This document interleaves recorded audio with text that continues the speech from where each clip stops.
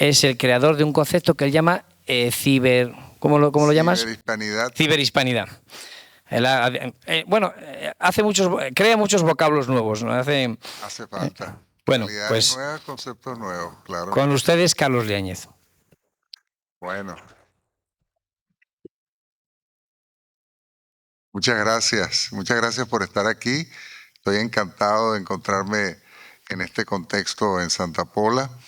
Y bueno, vamos a comenzar de lleno ya en este tema, ¿no? Quisiera como un poco llamar la atención antes que nada sobre el milagro que es el lenguaje, ¿no? Nosotros que nosotros sepamos, somos la única especie que es capaz de hablar del futuro, que es capaz de hablar del pasado, que es capaz de analizar el presente, que es capaz incluso de hablar de criaturas que no existen, como por ejemplo dragones, es capaz de una cantidad de cosas que nos hacen completamente distintos a todos los entes que conocemos. Y nos meten de lleno en un mundo que llamamos la cultura, en el sentido antropológico del término, es decir, aquello que nos conecta con lo propiamente humano, aquello que no es la naturaleza, aquello que nos saca por completo de lo que sería la cuestión genética o la cuestión biológica. Entonces, podemos decir que la lengua es la base del conocimiento. La lengua no es un conocimiento más, es la base del conocimiento. La lengua funda la cultura, es decir, aquello que nos separa de la naturaleza. La lengua también es la fuente principal de comunicación, el lenguaje natural, este que yo estoy usando actualmente para comunicarme con ustedes. Ojo, la lengua, el hombre es creador de lenguajes, de muchos lenguajes, pero privilegia ante todo este, que es el lenguaje natural, que es el que yo estoy utilizando en este momento. Y la lengua también, y por supuesto esto tiene aquí una derivación política muy potente, es una fuente de identidad. Y esta identidad evidentemente tiene una explotación política, como todos sabemos, ¿no? Bien, esta cuestión tan importante que es la lengua, que es el territorio de lo humano, el oxígeno de lo humano, y que es tan importante para la identidad, sin embargo, se encuentra en un estado de desbandada generalizada. Es decir, la mayoría de las lenguas que existen hoy van a morir. Por más intervención que se haga, por más ingeniería lingüística que se haga, la mayoría de las lenguas sencillamente van a morir. Ya vamos a ver por qué. En primer lugar, en el mundo hay actualmente aproximadamente 7.000 lenguas. Cada 2 semanas está muriendo una lengua. Eso ocurre básicamente porque la base poblacional de la mayoría de las lenguas es ínfima. 6.500 lenguas son habladas por el 5% de la población del mundo. Para darnos un orden de magnitud, el solo español es hablado por el 7,2% de las lenguas de los hablantes del mundo. Es decir, el solo español es más que 6.500 lenguas, el solo español. La riqueza del mundo y las oportunidades, por lo tanto, la prosperidad, la posibilidad de tener un futuro en donde 2 más 2 sumen 4 y llegar a fin de quincena, la riqueza está generada en el mundo básicamente por 12 lenguas. La mayoría de las lenguas del mundo solo sirven para andar por casa, es decir, para hablar de la tradición, para hablar de cuestiones que no tienen que ver con ámbitos llamados de prestigio o de relaciones con el Estado, etc. Es lo que se llama en lengua políticamente incorrecta, lenguas pijama, ¿no? Fíjense bien, 200 lenguas abarcan el 95% de la población. Esto es muy importante. Y estas 200 lenguas son, por supuesto, las lenguas más fácilmente digitalizables. Nos vamos a estar ocupando mucho del tema digitalización, porque básicamente lengua que no esté adecuadamente digitalizada es una lengua que va a entrar en barrena y se va a estrellar próximamente, ¿no? El 95% de las lenguas poseen menos de 10.000 hablantes. Esto las hace prácticamente imposibles de tratar en una dimensión digital que requiere ingentes cantidades de textos para generar aprendizaje de máquinas, procesamiento del lenguaje natural, inteligencia artificial. Es decir, es prácticamente imposible digitalizar lenguas que tengan tan pocos hablantes. Y estas son la mayoría de las lenguas. Bien, nosotros no nos damos cuenta de esto porque incluso aquí en Europa las lenguas relativamente minoritarias no tienen una cantidad tan exigua de hablantes, ¿no? Pero en muchos territorios, en Asia, en África, incluso en América, hay pequeñas comunidades que tienen una lengua y, bueno, esa lengua, si no es registrada, archivada adecuadamente, grabada adecuadamente, van a desaparecer sin dejar rastro. ¿Por qué se pierde o abandona una lengua? Y aquí voy a ser totalmente fáctico. Es decir, hay algo que se ha dado en llamar sentimentalismo lingüístico, que, bueno, que tiene toda su legitimidad y yo lo puedo entender perfectamente. No va a haber nada más terrible que perder la lengua propia. Pero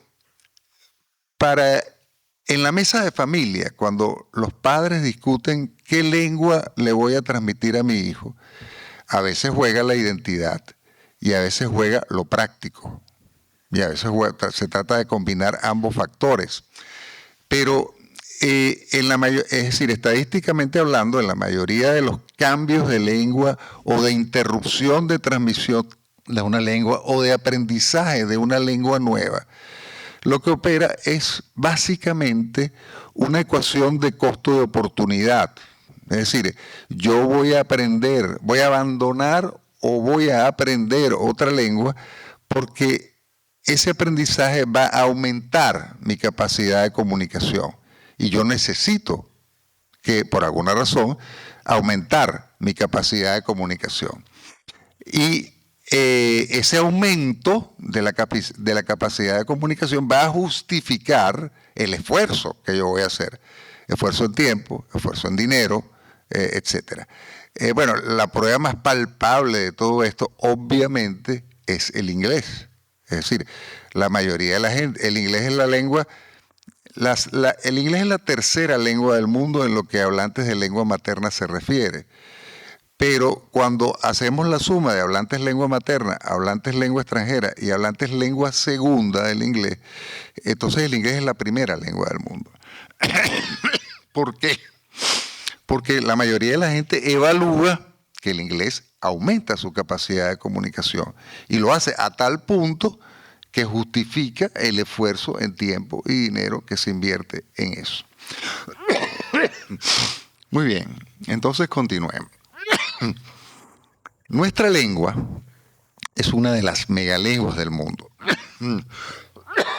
Una de las 3 megalenguas del mundo, siendo las otras 2 el chino mandarín y el inglés.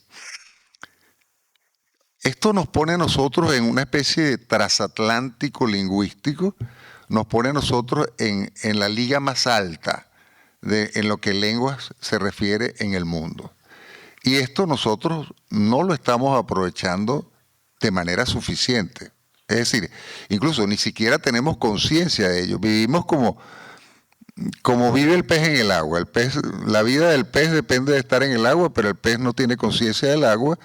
Nosotros vivimos en español y solemos no tener mucha conciencia de que vivimos en español. Quizá en comunidades como esta, donde hay bilingüismo y cierta competencia con otra lengua, etcétera, sí la cosa es más viva.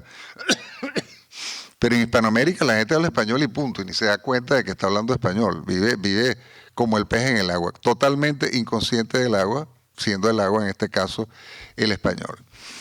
El español entonces es una megalengua. ¿Qué es una megalengua? Es una que tiene centenares de millones de personas que la hablan, es una que está expandida a lo largo del mundo, es una que está muy presente en los organismos internacionales, es decir, es una lengua de presencia realmente mundial.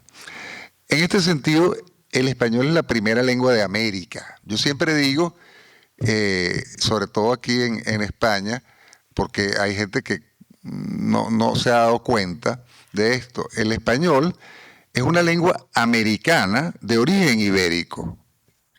Es una lengua americana de origen ibérico. ¿Por qué es una lengua americana?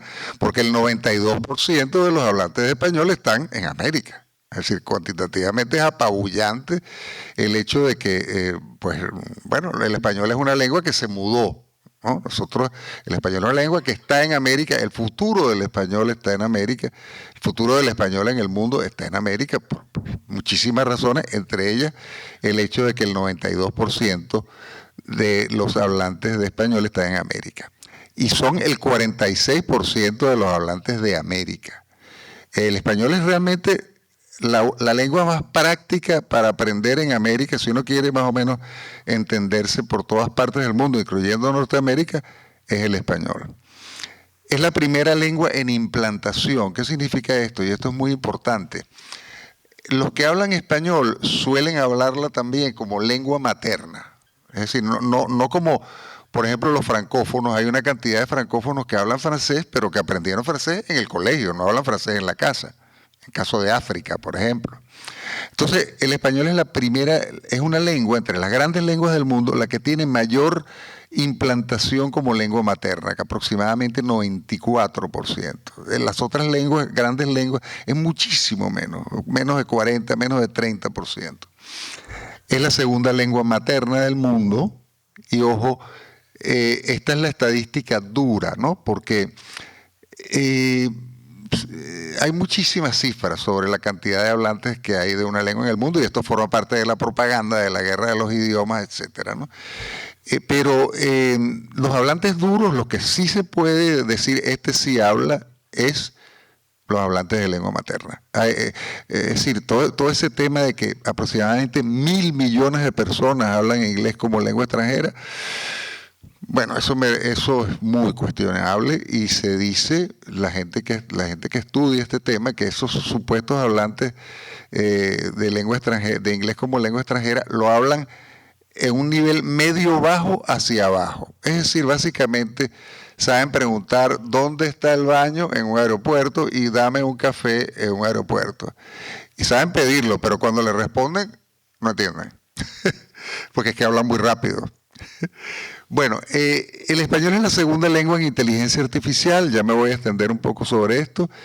En español se halla el tercer poder de compra del mundo desde el punto de vista de grupos lingüísticos, lo cual realmente nos pone en un grupo de alto poder adquisitivo, contrariamente a lo que se piensa o suele pensarse. Comparativamente no es así. Es el tercer PIB del mundo, se genera en español, y es la tercera lengua en Internet.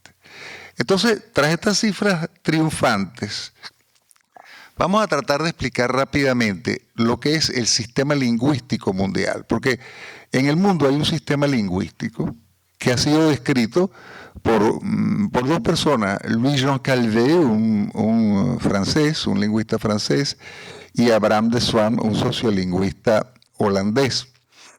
Básicamente, ellos han hablado de que el sistema lingüístico mundial funciona como una especie de sistema solar. Un sistema solar sui generis, ¿no? Un sistema solar que tiene en el centro un hipersol, que es el inglés. Al lado o alrededor, rotando en torno a ese sol, hay una cantidad pequeña de soles, 13 soles, entre los cuales se encuentra el español, que sería el nivel supercentral. En torno a esos soles se encuentran unos planetas, que es el nivel central, y más allá de ello encontramos el nivel periférico, que serían los satélites, ¿no? Entonces, ¿cómo funciona esto? Porque hablamos aquí de bilingüismo vertical. Una persona que hable gallego como lengua materna, la segunda lengua que va a aprender no es una lengua del mismo nivel en el sistema. Es decir, no va a aprender, por ejemplo, catalán, va a aprender español. Es decir, por eso es que el bilingüismo es vertical, porque acerca más hacia el centro o hacia arriba, si se quiere asumir ese tipo de nociones, ¿no? Es decir, evidentemente un gallego podría aprender catalán como lengua, como segunda lengua. Lo que pasa es que el catalán no le abre tantas puertas como el español.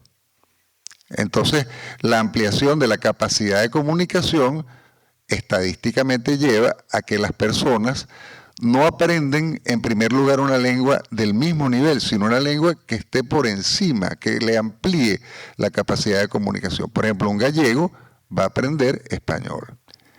Una persona que solo habla español, a la hora de aprender una segunda lengua, no va a aprender francés, ni portugués, ni alemán, que serían lenguas del mismo nivel, sino va a aprender inglés, ¿no? Una persona que solo habla inglés, sencillamente no va a aprender ninguna lengua.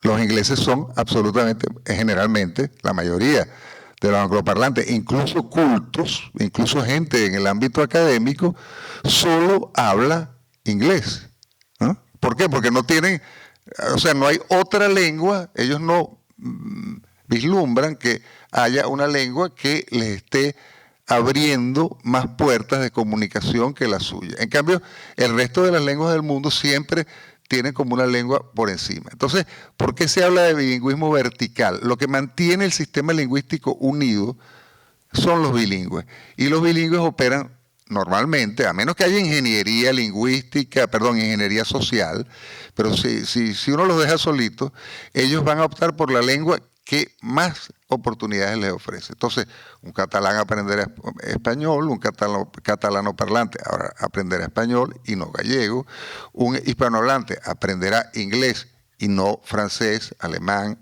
etc.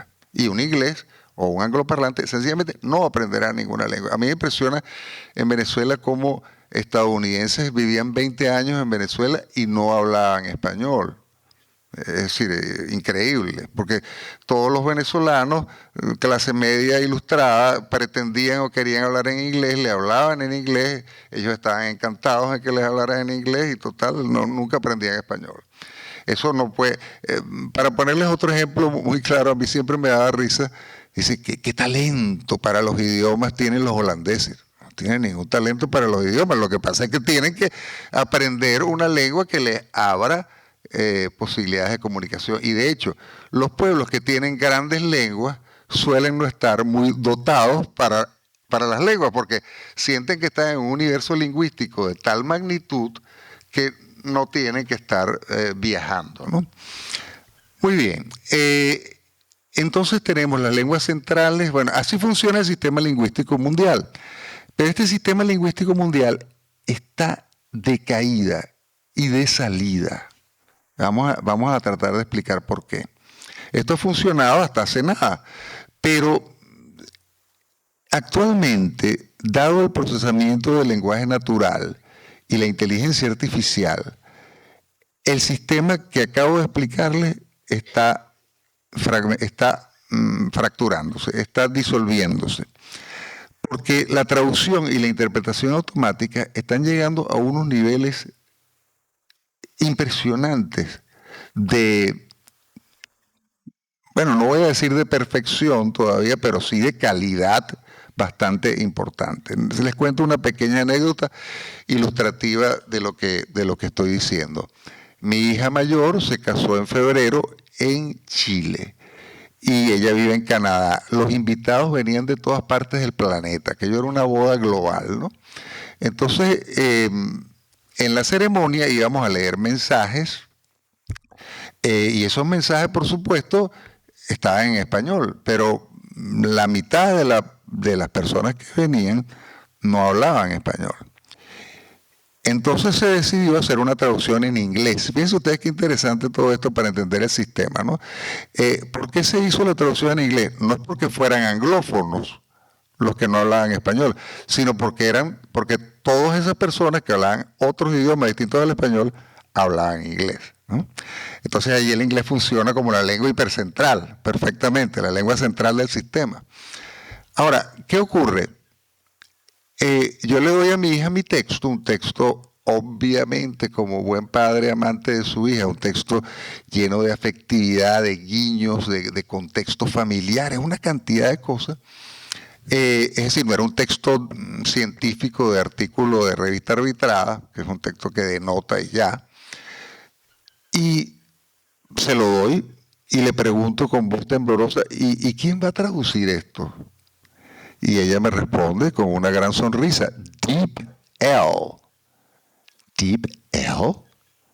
Entonces me dice, sí, no, esto es una compañía fantástica de traducción automática.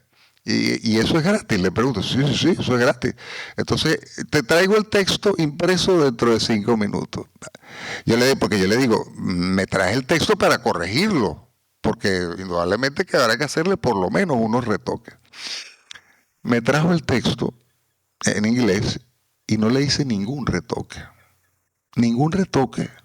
Estoy hablando de febrero de 2024, que es más o menos en el avance de todas estas tecnologías, es más o menos hace 800 años, ¿no? Pueden estar seguros que ya la traducción automática está funcionando muchísimo mejor.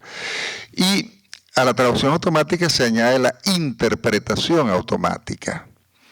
La interpretación automática ya está a la disposición de todos ustedes, un aparato que por el momento cuesta 700 euros, pero dentro de 2 años costará 100 y dentro de 5 años lo venderán en un kiosco.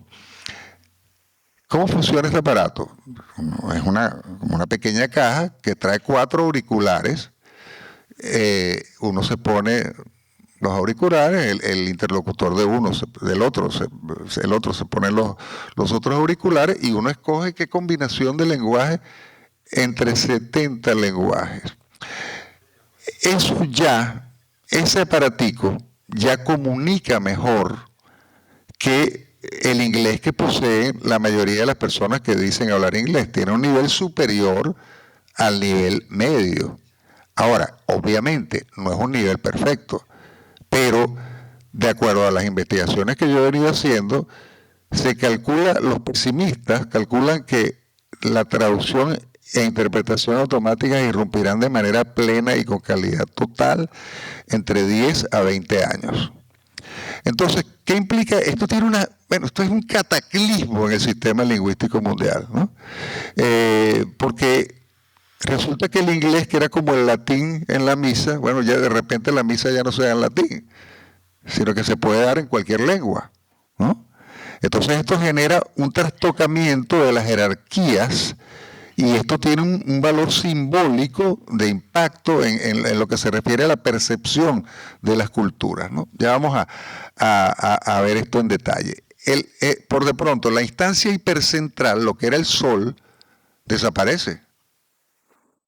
Y en lo que era el Sol, en ese espacio, van a venir a converger 13 lenguas, más o menos 13 lenguas, entre ellas el español, que son lenguas plenamente digitalizables y bastante digitalizadas hasta el momento. Entonces, el juego de poder en el sistema lingüístico mundial va a ser estar perfectamente digitalizado para estar en ese centro. A partir de ese centro lingüístico, yo voy a poder intercambiar con perfecta holgura con aproximadamente 90% de la humanidad, con perfecta holgura, con absoluta fluidez, sin hablar una palabra de la otra lengua, sin hablar una palabra de la otra lengua. Entonces, el rol hipercentral del inglés va a desaparecer, las lenguas supercentrales, los soles, van a globalizarse. Va a ser un poco como Netflix, ¿no? Que uno pone las lenguas, etc. El español va a ascender a lengua plenamente global, eso sí, con otras lenguas. Fíjense, y las personas que no hablen estas lenguas plenamente digitalizadas van a tener que elegir entre 13 lenguas. No es que como ahora, que es el inglés la lengua global. No. Hay 13 lenguas globales. Entonces allí va a surgir una pequeña disputa por quién acapara a esos hablantes, que no van a ser muchos de todas maneras, ¿no? No van a ser muchos desde el punto de vista no van a ser más del 10% de la población mundial. Las lenguas centrales, esas lenguas planeta, como son el catalán, el gallego, el quechua, que son lenguas que gravitan en torno al español, van a luchar, van a tener que luchar por estar plenamente digitalizadas.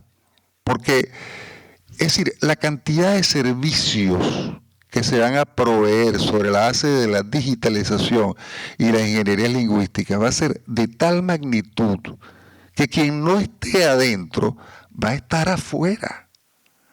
Entonces las lenguas digamos, centrales, como por ejemplo el catalán, son absolutamente digitalizables, pero tiene que haber una cosa muy voluntarista para lograr eso y para estar llevándole el paso a esto, ¿no? Bien, las lenguas satélites, las pequeñas lenguas, francamente me parece muy difícil que no desaparezcan, porque son prácticamente indigitalizables, ¿no? Bien, continuemos.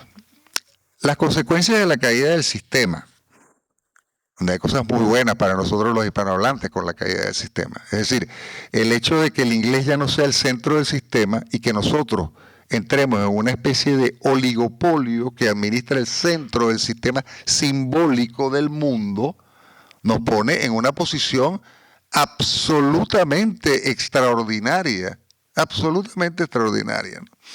Entonces, el poder blando anglosajón va a mermar, lo cual confieso que no me saca ninguna lagrimita.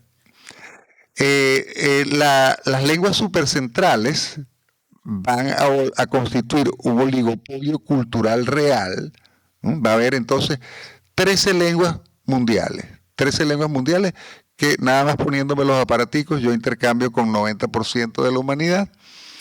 El atractivo cultural va a sustituir la necesidad lingüística. Fíjense, yo voy a ir hacia las otras culturas por el hecho de que me atraigan y no por necesidad de comunicación. Esto es un cambio drástico. La misión del Instituto Cervantes, por ejemplo, British Council, Goethe Institute, todo eso tienen que revisarlo, porque las clases de idioma va a haber que cambiarlas por clases de flamenco, clases de cocina, o sea, atractivo cultural, que la cultura se vuelva atractiva, porque ya no va a haber la necesidad de aprender el idioma. Va a haber mayor dominio de las lenguas maternas supercentrales, porque miren, a mí me da risa cuando la gente dice que hay que aprender 5 lenguas, 3 lenguas, 20 lenguas. Pero, miren, yo no sé, yo soy una persona con muy escaso talento para las matemáticas. Y si a mí me dijeran que yo tengo que aprender, cuando chiquito, me hubieran dicho, tengo que aprender 5 matemáticas, oye, me habría suicidado. Y hay gente que no tiene talento para las lenguas. Y decirle que tiene que aprender 5 lenguas, si balbucea incluso la propia, es una cosa complicadísima, ¿no? En primer lugar. En segundo lugar, lo que implica, el tiempo que implica invertido en aprender inglés. Para aprender bien inglés se requieren, para aprender inglés un hispanohablante que quiera aprender bien inglés, tiene que meterle miles de horas. Es decir, si se pretende pasar de un nivel 0 a un nivel bueno en inglés, no es tan fácil como suelen vender las academias que están por ahí en internet. Eso sirve para pedir café en los aeropuertos, pero llegar a un buen nivel de inglés, un nivel competitivo, un nivel donde uno pueda establecer pautas de negociación, etcétera, etcétera, eso es dificilísimo. Eso implica muchas horas, mucho dinero. Esas horas, ese dinero, yo pienso que la enseñanza de las lenguas en los institutos, etcétera, a mediano plazo van a terminar por ser desplazadas por profundización en la propia lengua, lo cual me parece una extraordinaria noticia, porque más vale tener un bisturí electrónico, que tener 100 machetes, ¿no? Es decir, hay mucha gente que habla 4 o 5 idiomas, fulano habla 8 idiomas. Bueno, me gustaría saber cuál es el nivel que tienen esos idiomas. Y si no hay uno que domine particularmente bien, pues mire, no ha ganado mucho. A mi manera de ver, la profundización en una lengua bien equipada es el mejor negocio lingüístico que se puede hacer, porque permite una incisión, permite unos canales cognitivos de una profundidad importante.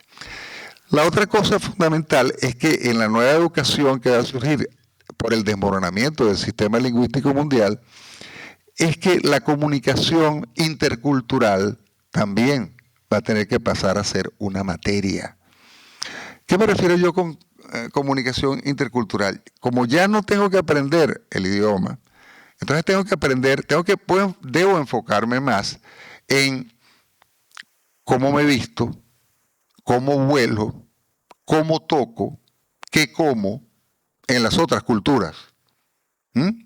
Entonces, por ejemplo, les cuento algo muy chistoso. En el departamento de idiomas de la Universidad Simón Bolívar, donde yo trabajaba, había una señora que vino a ayudarnos con conversaciones de japonés. Japonesa ella, ¿no? Acaba de llegar a Venezuela y estaba ávida de entender la cultura hispana, ¿no? Entonces ella registraba grandes bloques, ¿no? Pero no sutilezas. Entonces ella había registrado claramente que los hispanos y los venezolanos, por lo tanto, nos tocamos mucho. Los venezolanos nos tocamos y no paramos de tocarnos, ¿no? Entonces ella dijo, hay que tocar. Claro, pero no tocaba donde era, ¿no? No tocaba donde era, es decir, ella, por ejemplo, donde un español da una palmadita en la espalda, ella da una palmadita en la nalga. Entonces, bueno, hubo que explicarle que eso no era así, que sí nos tocamos, pero no en la nalga, a menos que ya uno esté en cosas prácticamente precoitales, ¿no? Bueno, entonces allí yo pienso que también va a haber una nueva educación. La educación propiamente del lenguaje va a derivar en mayor dominio de la lengua propia, lo cual es una extraordinaria noticia, de verdad. Y una nueva educación en el sentido de comunicación intercultural. Yo me acuerdo una vez que yo estaba en Alemania y un profesor terminó una clase literalmente magistral y yo comienzo a sentir un temblor de tierra, ¿no? Pero es que en Alemania golpean. El aplauso puede ser golpes en la mesa o en el piso. Es decir, todas estas cosas interculturales, pues va a haber que terminar de aprenderlas y va a haber más tiempo para ello, porque la lengua no va a ser la barrera. Entonces, en medio de todo este contexto, el español tiene grandes retos, grandes retos. Lamentablemente, veo que me he extendido mucho en la primera parte y no voy a poder desgranarnos como quisiera. Pero en primer lugar, los hispanohablantes tenemos unas cifras cuantitativas impresionantes, pero el nivel de adquisición de la lengua materna en lo que son las tecnologías que se deben aprender en la escuela, es decir, comprensión de lectura, es decir, escritura, es decir, el registro argumentativo, el registro descriptivo, la adaptación mía como hablante a diferentes tipos de hablantes, es decir, yo no hablo igual en una audiencia con el rey que con los amigos en el bar. Nosotros tenemos en el mundo hispanohablante, muy lamentablemente, y yo diría que esta es nuestra principal debilidad, tenemos que nuestros hablantes hablan español de monte, un español montaraz, un español silvestre, un español perfecto para estar con los amigos en el bar y hablar de fútbol. Pero a la hora de discernir, falta mucho, y falta mucho porque la escuela está fallando. Vamos a tener claro algo. Hasta los 9 años aproximadamente, yo aprendo a leer. Y a partir de los 9 años, yo aprendo leyendo. Si yo no aprendí a leer, básicamente no voy a aprender bien. O no voy a aprender. Mi ciclo de aprendizaje se va a ver interrumpido. Si ustedes me preguntan, profesor, o Carlos, o Carlitos, como me dicen a mí en Venezuela, Carlitos, ¿cuál es la tarea más urgente de los hispanohablantes? Dominar bien nuestra propia lengua. Es decir, ser capaces de sutilezas, ser capaces de contradiscurso, ser capaces de discernir la falsedad en el discurso del otro, ser capaces de agregar valor, porque tenemos una lengua plena. Solo desde un dominio pleno de la lengua yo puedo agregar valor. Si no, me tengo que ir a trabajar a McDonald's. Me tengo que ir a trabajar a Burger King o cualquiera de estas cadenas que nos rodean. Lo cual no tiene nada de indigno, pero me refiero, lo que quiero decir es que si queremos una sociedad de punta, tenemos que tener hablantes de punta. Hablantes que sepan leer, comprender lo que leen y, si es posible, escribir. Porque yo pienso a plenitud solo cuando escribo. Si no, lo que estoy es en un mariposeo de ideas más o menos desilvanadas. Entonces, lo primero, y esto es un tema que lamentablemente afecta a toda la hispanidad, las pruebas PISA de la OCDE, la Real Academia Española, en el caso concreto de España, publicó un informe que está en internet sobre el estado de la enseñanza del español en España, bastante lamentable. Hablantes rudimentarios, gente que habla con gruñidos. Es decir, necesitamos expresión, necesitamos sutileza, necesitamos capacidad de agregar valor. Entonces, la primera tarea de los hispanohablantes es entrar en plena posesión de nuestra propia lengua. Esa es la primera. La otra cosa, por supuesto, en España es muy agudo, pero también hay otros ámbitos en Hispanoamérica donde comienza a surgir el problema en torno a los micronacionalismos lingüísticos, es la garantía de uso en ámbitos nacionales. Es decir, en ningún país que en su constitución consagre al español como lengua oficial de todos los habitantes de ese territorio, puede resultar concebible que una persona en español no pueda hacer en esos territorios todo lo que le dé la gana. Eso sencillamente no existe. O sea, yo tengo 7 años viviendo en España y cuando veo lo que ocurre, o sea, me parece nuestro insólito universo lingüístico. O sea, ¿cómo es posible? La cooficialidad y todo eso, muy bien, y las otras lenguas, muy bien, pero que eso sea en desmedro o desplazando al español, me parece inadmisible. Esto es un tema político y que realmente pues merece ser enfrentado. Y además, ojo, es privar a quien no habla español de una lengua mundial. De una lengua mundial, de una lengua que va a estar entre estas 13, que ya está entre estas 13. Es confinarlo a un mundo en donde los niveles de intercambio son forzosamente más pequeños, ¿no?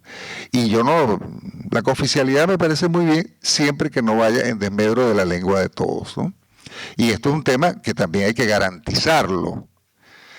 Otra cosa, tarea del español, es tener un banco de datos terminológicos en lo que se refiere a los vocabularios especializados, ¿no?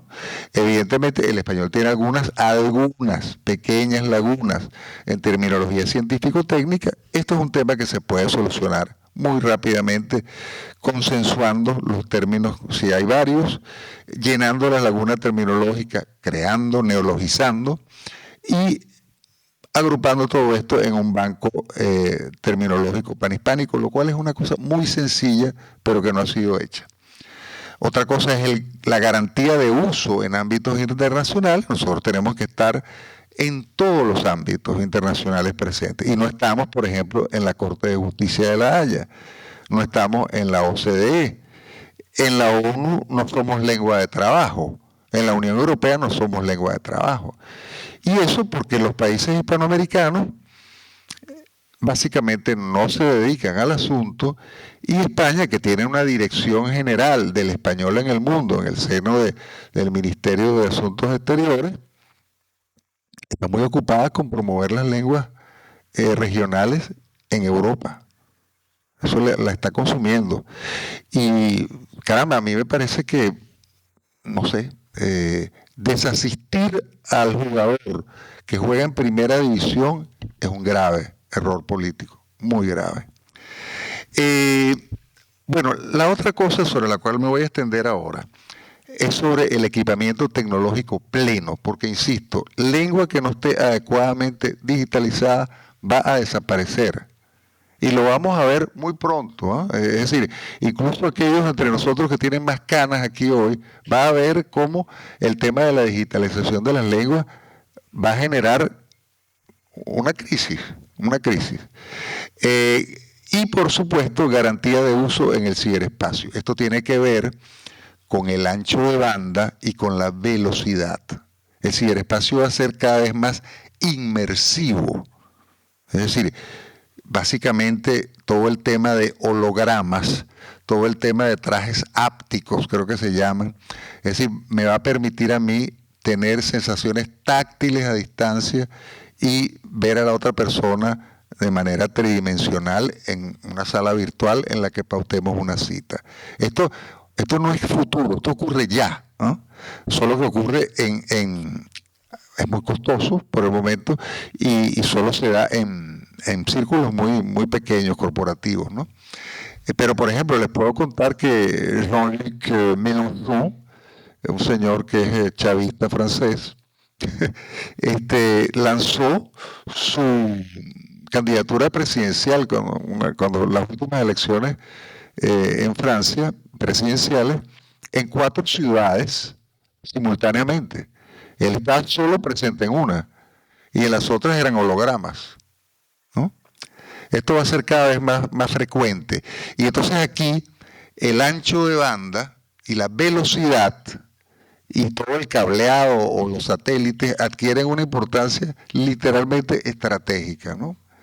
Porque tenemos que entender algo, nosotros somos unos seres humanos de transición, porque antes los seres humanos vivían en una dimensión exclusivamente física, ahora vivimos en una dimensión física y otra virtual, y la dimensión virtual va a ir cada vez más a más.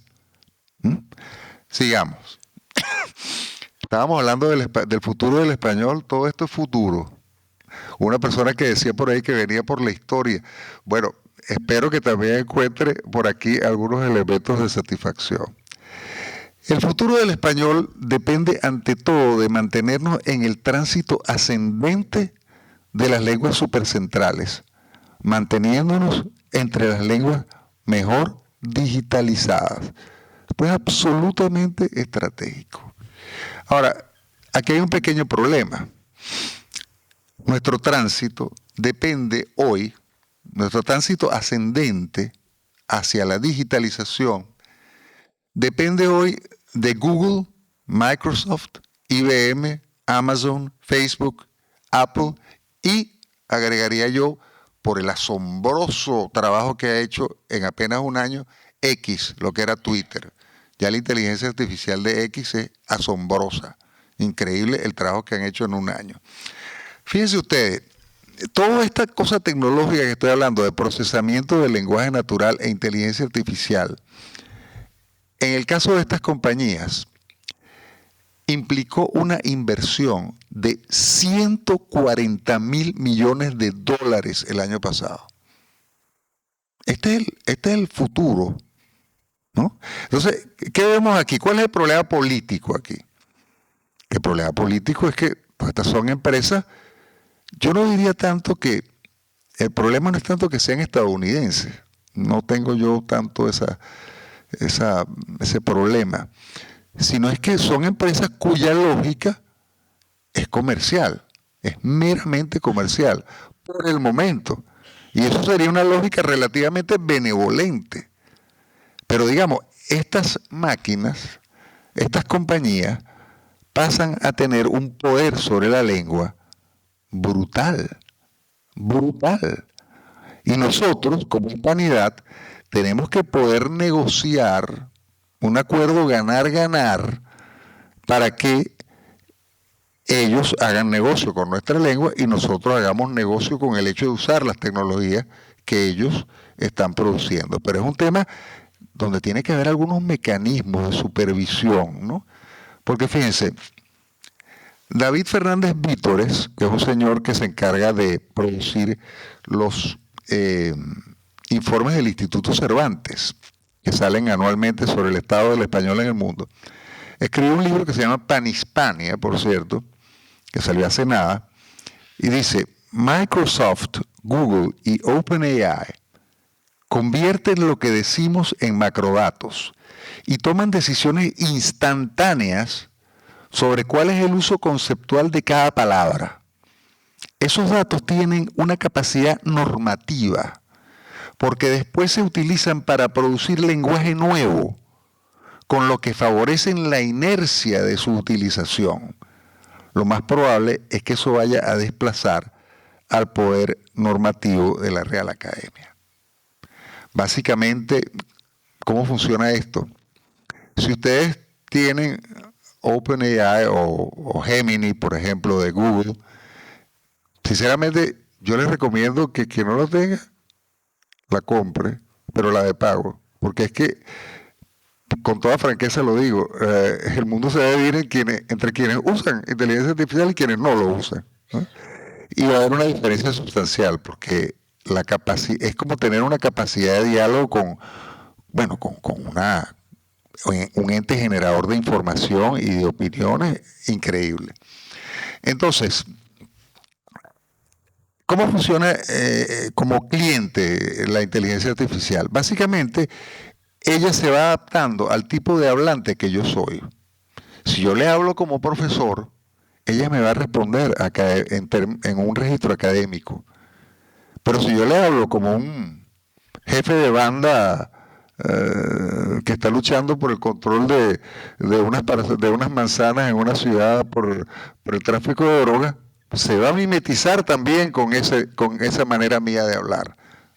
Entonces, un poco la inquietud que hay con respecto a esto es que el diálogo con la inteligencia artificial hace que la inteligencia artificial se mimetice conmigo y me confina a mi burbuja lingüística.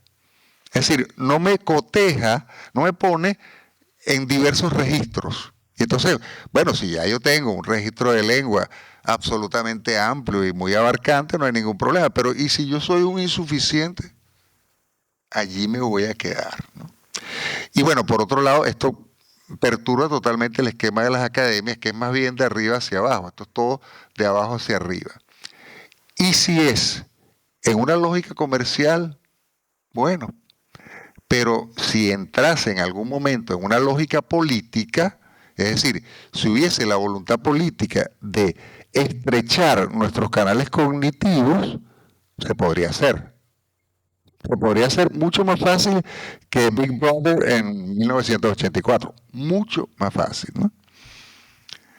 ¿Cuáles son los riesgos de la digitalización en manos ajenas? Porque una de las lenguas más digitalizadas del mundo es el español, pero porque somos un tesoro de clientes para unas compañías que no tienen nada que ver con nosotros y que solo les interesamos como cofre del cual sacar ganancias comerciales. ¿Cuáles son los riesgos de la digitalización? Bueno, que quedemos cada uno aislado en su burbuja lingüística, ¿no? Yo hablo, ella se adapta a mi registro, ella va mensurándome como hablante, tanto oral como por escrito. Y entonces ella me va respondiendo en mi registro, ¿no? Bueno, ahí puedo quedar yo aislado, como cualquier persona que solo tiene amigos y solo se reúne con sus amigos y cuando lo sacan de allí y va a hablar con el jefe ya está tartamudeando, bueno, así. La degradación de la lengua podría ser un objetivo político, que no lo detecto por el momento, pero podría ser. Podría incluso generarse un proceso de divergencia lingüística en la medida en que la inteligencia artificial se adapte tanto a cada uno de nosotros que termine privilegiando modos de hablar muy segmentados. Por otro lado, ojo, la inteligencia artificial es progre, es californiana, es la costa este de los Estados Unidos. Piensa así, ese es su sesgo. y hay que confrontarla. Cuando uno se pone a discutir con ella de diversos temas, se da cuenta, por ejemplo, todas las tesis negrolegendarias están asumidas, etcétera. Es decir, hay un sesgo totalmente del este de los Estados Unidos y hay que estar muy alerta con esto y uno contrarrestarlo. Y la otra cosa es sencillamente la soberanía digital. Es decir, la cantidad, miren, Google sabe más de mí que yo mismo. Estoy convencido de eso. Sabe más de mí que yo mismo. ¿Sabe? Es decir, puede predecir mi futuro mejor que yo. Entonces, ¿cómo responder al tema, a estos retos? Hasta el momento ha habido una respuesta hispánica dispersa a la digitalización ajena. Ha habido un sistema de inteligencia artificial que se llama María, que está ubicado en España, con una supercomputadora que está en Barcelona, etcétera. Todo eso es magnífico, pero muy pequeño, en términos, cuando los comparamos con los 6 grandes grupos, ¿no? Está Leia, que tiene que ver con el buen uso del español en las máquinas. Y aquí sí hay una vertiente que es interesante, porque son convenios de la Real Academia con Microsoft, o convenios de la Real Academia con Google. Ese es un camino que a mí me parece que hay que transitar más a fondo, pero no solo a nivel de la Real Academia Española, sino a nivel de la Asociación de Academias de la Lengua Española, es decir, a nivel panhispánico. Aquí en España salió el PERTE de la nueva economía de la lengua, que implica unos créditos para quienes se metan en estas áreas de 1.200 millones de euros en 2 años. Eso es un esfuerzo colosal. 1.200 millones de euros es mucha plata, pero no es nada comparado con los otros, de todas maneras, ¿no? Pero de todas maneras, ya este tema ha sido en España captado, su importancia ha sido conceptualizado y se ha traducido en presupuestos, ¿no? Y en Hispanoamérica, nada. Vamos a decir, hay unos excéntricos metidos en una universidad, en unos cubículos que están haciendo algunas cositas, pero son acciones aisladas y de pequeña escala, lo cual es absolutamente lamentable. Es como si tú entregaras a tu hijo en manos de una persona que no conoces. Es decir, la lengua es nuestro más preciado tesoro, por Dios, y está en manos de personas que no conocemos. Estamos dependiendo de la administración benevolente que ellos hagan de esto. Ahora, la respuesta panhispánica a la digitalización ajena es plenamente factible, en términos ganar-ganar. Porque nosotros somos un gigantesco mercado. Entonces, esa es nuestra carta. Nosotros somos un gigantesco mercado. Pórtate bien, porque somos un gigantesco mercado. Además, nosotros podemos bloquearte este mercado, como hacen los chinos. Nosotros podemos bloquearte este mercado. Con esas dos bases, gigantesco mercado y posibilidad de bloqueo, nosotros debemos abrirnos a una negociación de mutuo beneficio con las grandes tecnológicas para pactar mecanismos de auditoría y revisión para estar seguros de que con nuestra lengua no se está jugando. Esto es un tema importantísimo, importantísimo, y nadie lo está viendo, nadie está hablando de esto, ¿no? Bueno, sigamos. Entonces, nosotros los hispanohablantes, y en esto no somos muy originales, estamos viviendo en una realidad física y en el ciberespacio. En el ciberespacio tenemos un acceso vía ancho de banda y velocidad aceptable en la mayoría de las ciudades, pero hay algunas diferencias entre campo y ciudad y entre países. Sin embargo, en términos generales, el español es la tercera lengua en la red, 7,9%. El 70% de los hispanohablantes tiene acceso efectivo a la red. El 55,3% usa internet a diario. La usa además 8 horas al día. Es la segunda en redes sociales, es la segunda en canciones y series, y es la segunda en ChatGPT, a quien yo llamo cariñosamente Gerardo Pérez Torres, y es la segunda en Gemini también, ¿no? No me voy a extender mucho en eso porque ya se me está acabando el tiempo y me falta mucho que contar, pero vamos llegando al corazón del asunto. Nosotros los hispanohablantes tenemos una gran escala, 500 millones de personas. Nosotros tenemos una lengua común, ojo, una. Es decir, es importante esto, es una, no es 1000 lenguas, es una lengua. Una lengua, mucha gente, una lengua. Eso genera lo que yo llamo la diversidad cultural efectiva, porque cuando tienes 500 millones de personas, eso forzosamente implica personas muy distintas. Pero como estas personas muy distintas tienen una sola lengua, interactúan efectivamente entre ellos. Y esto genera unas posibilidades de combinación y especialización absolutamente extraordinarias. Entonces nosotros tenemos una gran escala, una lengua común y un territorio compartido. Es decir, el ciberespacio. Nosotros hemos pasado de ser 20 países, 20 y pico de países dispersos, a poder puentear, gracias al ciberespacio, las fronteras físicas, las fronteras temporales, las barreras de todo tipo, gracias al ciberespacio. Fíjense, la ecuación del poder se realiza a plenitud en un país como los Estados Unidos. Gran escala, 335 millones de personas, una lengua común, el inglés, y un territorio compartido, casi 10 millones de kilómetros cuadrados, de los cuales una buena porción arrebatado a los Estados Unidos mexicanos. Entonces, ese gran poder, nosotros también lo tenemos. Gran escala, una lengua común, un territorio compartido, el ciberespacio. Ahora, como me queda poco tiempo, voy a tratar entonces de ir resumiendo, ¿no? El problema que nosotros tenemos, los hispanos, básicamente, es que nos han contado mal la historia y nos hemos creído esa historia mal contada.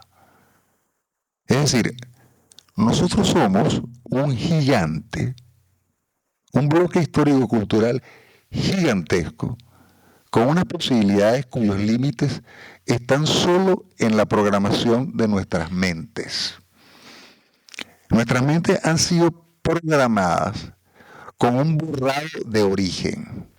Ese borrado de origen ha volatilizado de manera muy eficiente, sobre todo los siglos XVI y XVII, donde éramos la vanguardia y la plenitud en todos los ámbitos. Ha volatilizado la memoria de aquellos misioneros, de aquellos exploradores, de aquellos marinos que literalmente inventaron el mundo. Inventaron el mundo. El resto vino después y sobre la estela de nuestros navegantes. ¿Por qué hay tanto interés en que nosotros olvidemos eso? Porque la misión de los hispanos del siglo XXI es recontactar con la grandeza, es salir del apocamiento en el que nos hayamos sumergido de manera ignominiosa. Nosotros actualmente somos ratoncitos en un establo de elefantes.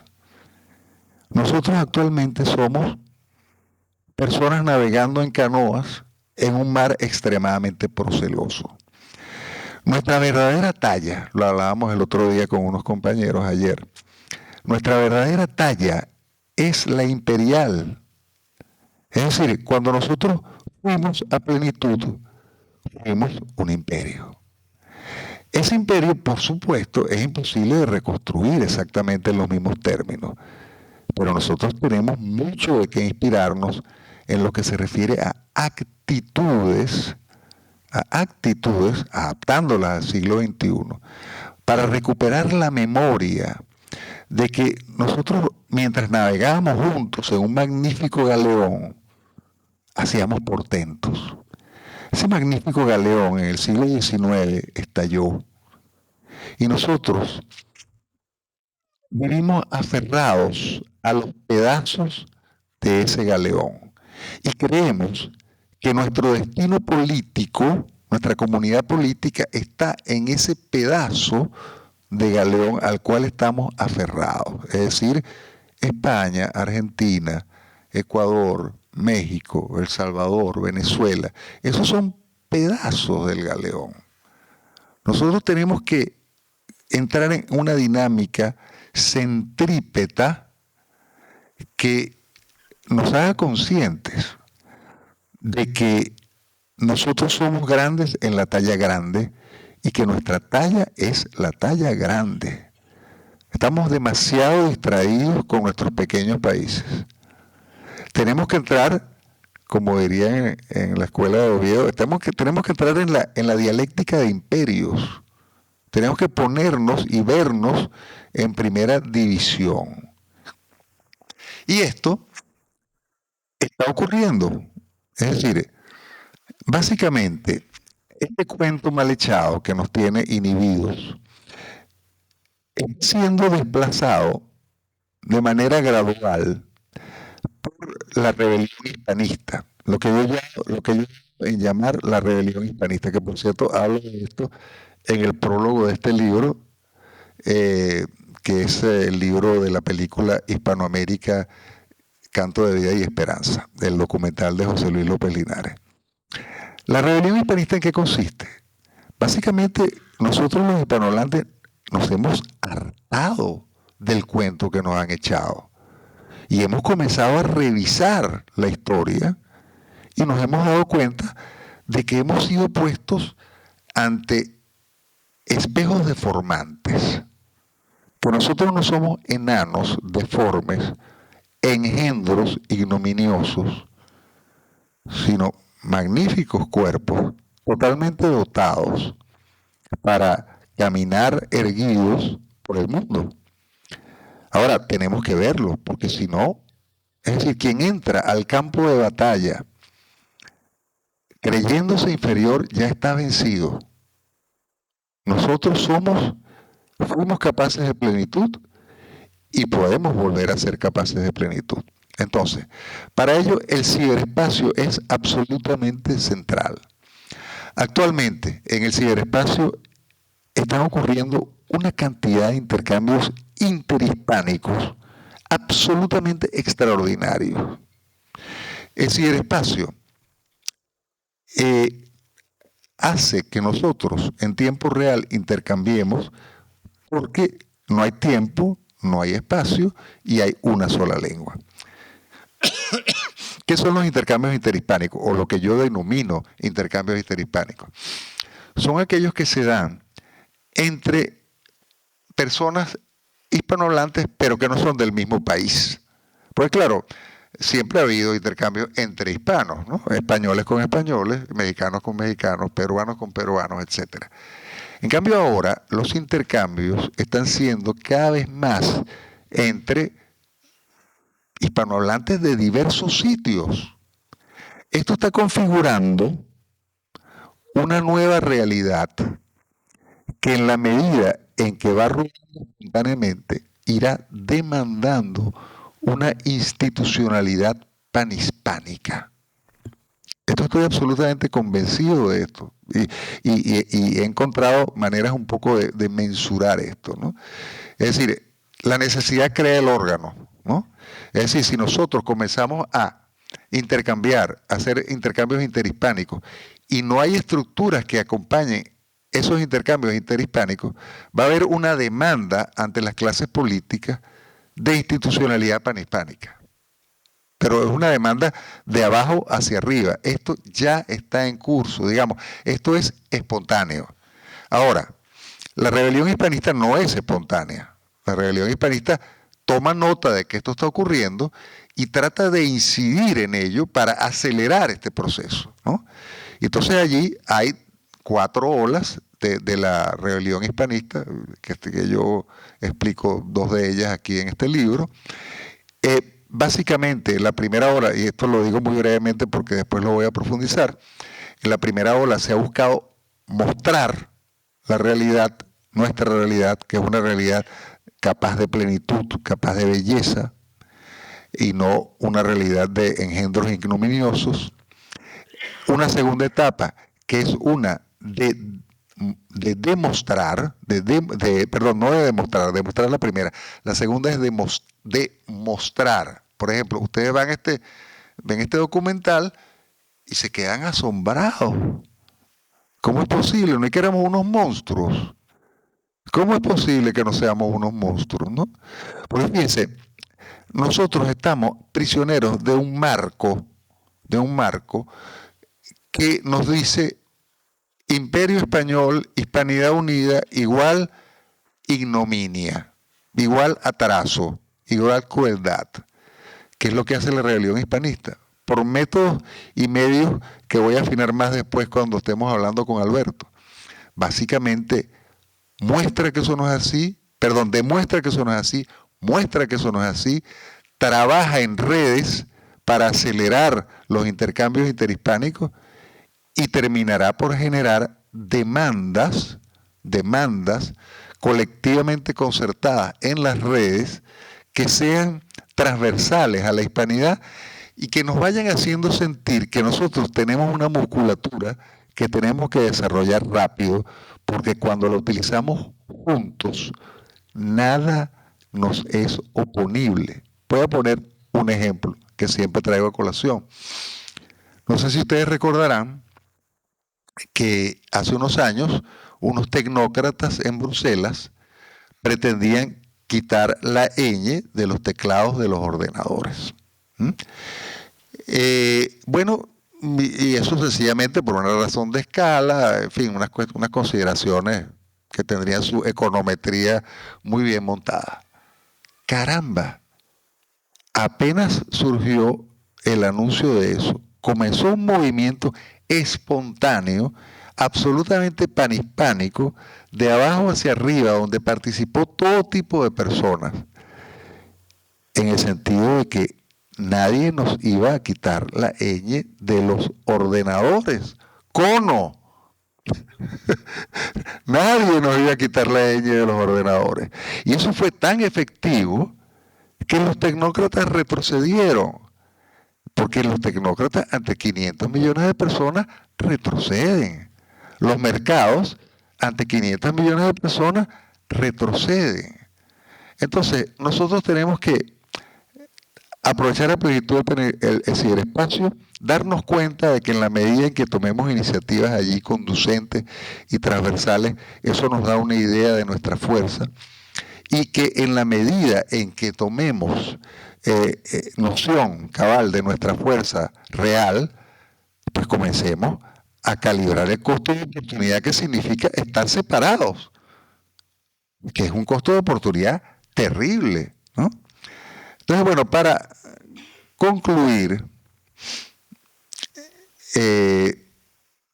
rápidamente, porque estoy como rematando, yo diría que en un camino desbrozado por el conocimiento y la rebelión hispanista, 500 millones de personas hablando cabalmente una lengua bien equipada y plenamente digitalizada, en un ciberespacio libre, ancho, rápido y accesible, configuran el marco de poder,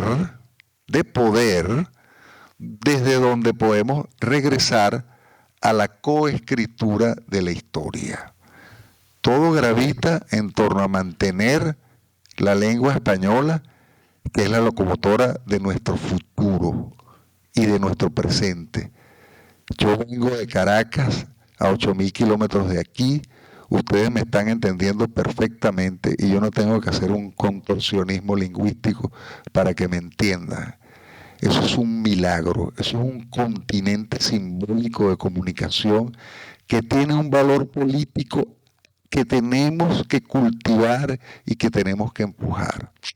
Sobre la base del español, sobre la base de la cantidad de personas que hablan en español, sobre la explotación adecuada, estratégica del ciberespacio, tenemos un futuro luminoso. Muchas gracias. Muchas gracias. Muchas gracias.